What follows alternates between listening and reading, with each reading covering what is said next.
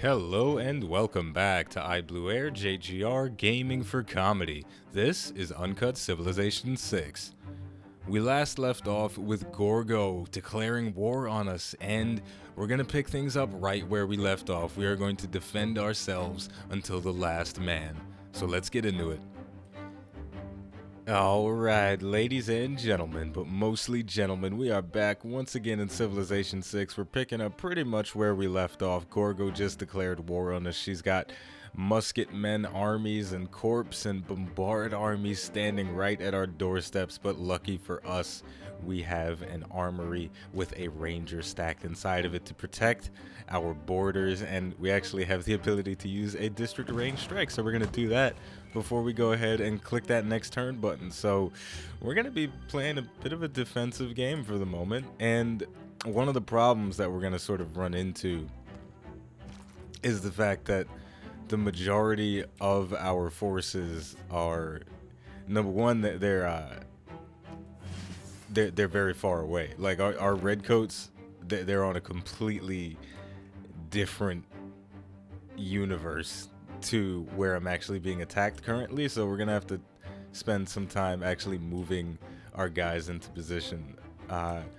And another, this isn't really an issue, but just one thing that's gonna have to happen is we do have to upgrade a lot of units. Specifically, our crossbowmen have to turn into field cannons rather, and that's gonna cost a lot of money. But you know, that's the cost of war, and we are a financial juggernaut, so I think it's going to be okay.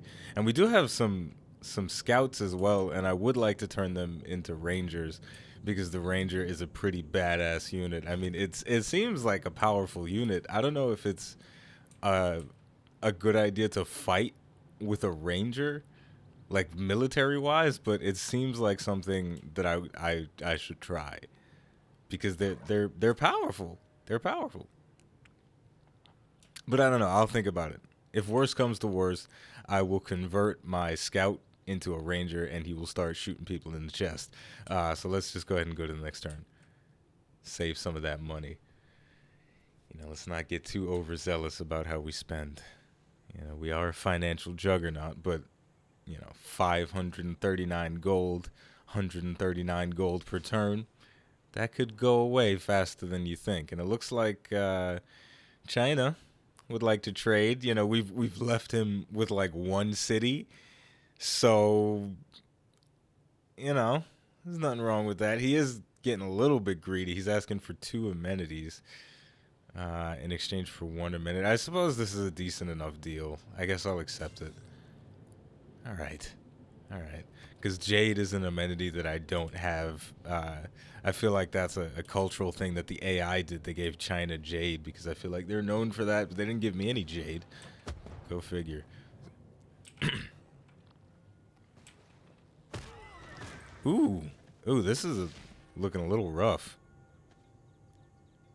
Okay, so we are actually getting our teeth kicked in a little bit, because of the double field cannon. No, she's got 3 field cannons and a cavalry rushing across my land. We've got to change this. I believe I have a policy on that increases my movement speed in my own territory, so it won't be too long before I actually get to my own, you know, until I rush to my own aid. So there we go. Made another field cannon.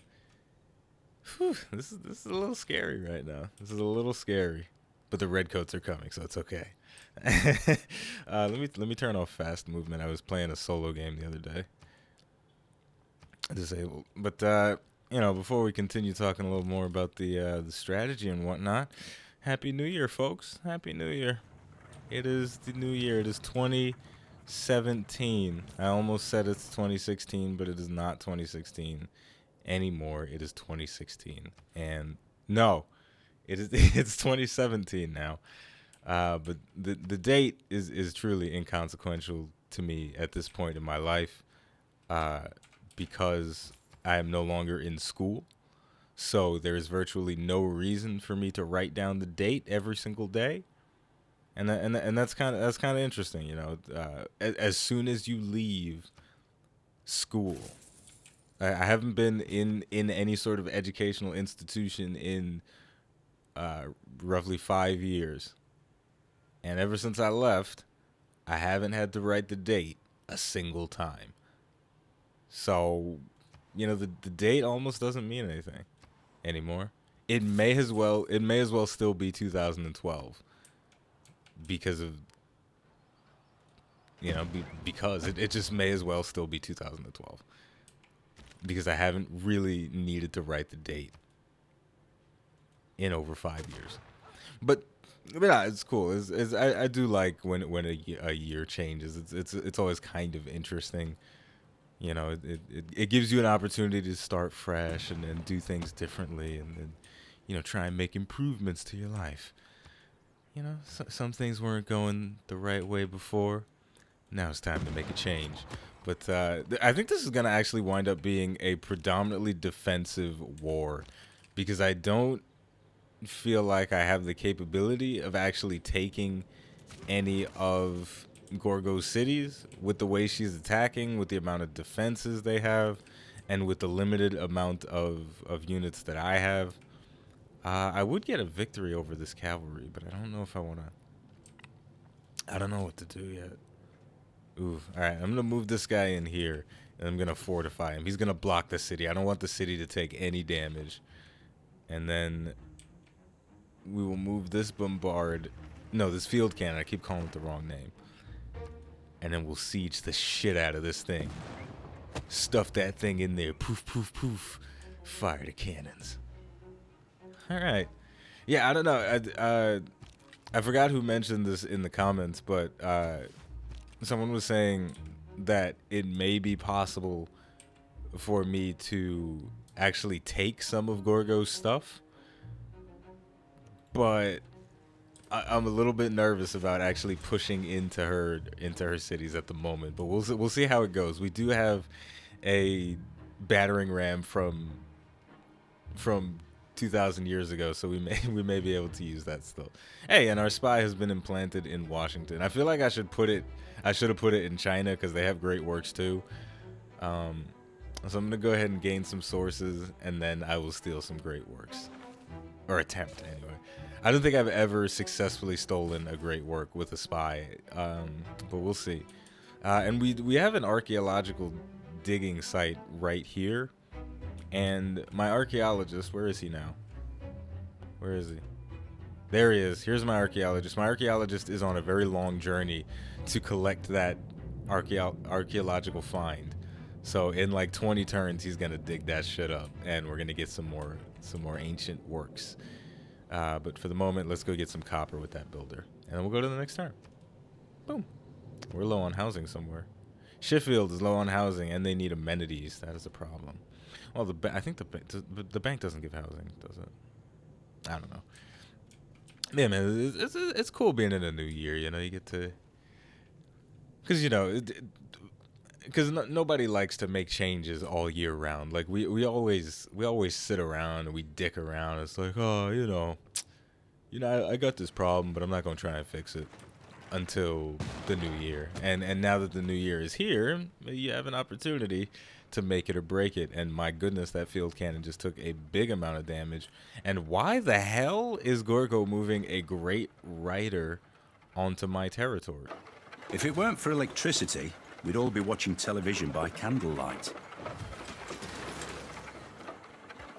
Water and air, the two essentials on which life depends, have become global garbage cans.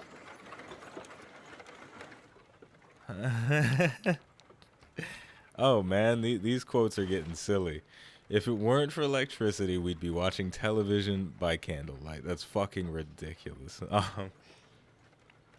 But I like it. But I definitely like it. So I think I'm gonna go for these two policies. Oh no.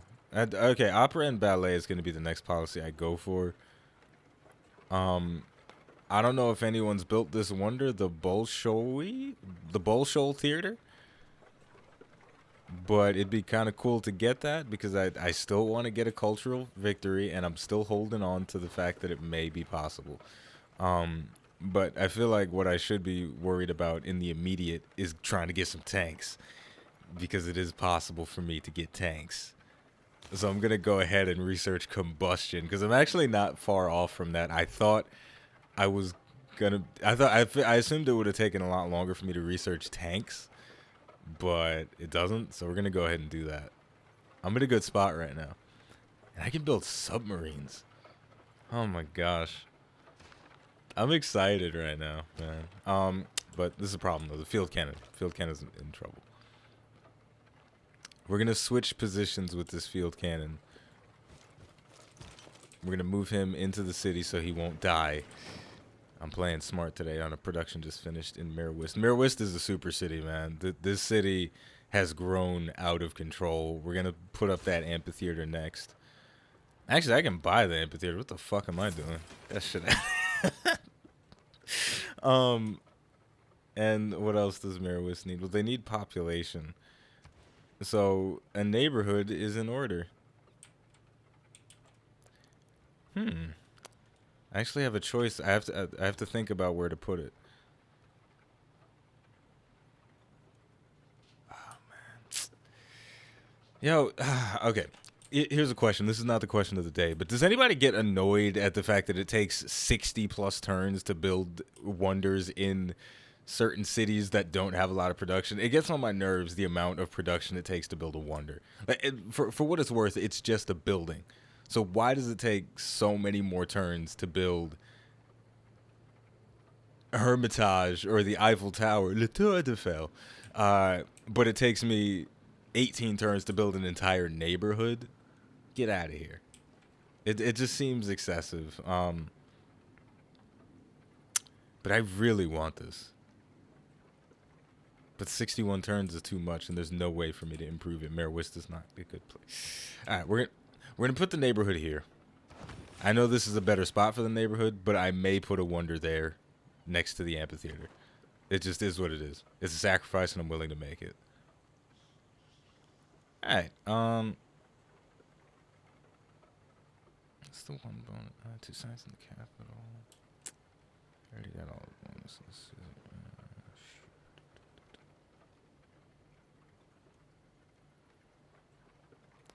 Alright, well, since we are currently at war, we may as well pump some of our new envoys into a military-oriented city-state. So we'll get production in every encampment district when producing units. So if we do have to fall back and start making some more units, then we'll be able to do so very quickly. But for now, the thing that I always get in trouble trying to do this, but what I'll do is, even though I'm at war, I'll continue producing all the other stuff that I was making before I was at war. And that's not the best idea, but I don't really want to change my strategy that much. So it is very possible that I will lose this war or lose some of these battles simply because I'm not changing what my productions are. But you know, we'll see what happens. But field cannon. Everything must be field cannon. And okay. Stalemate? Gotta make the attack.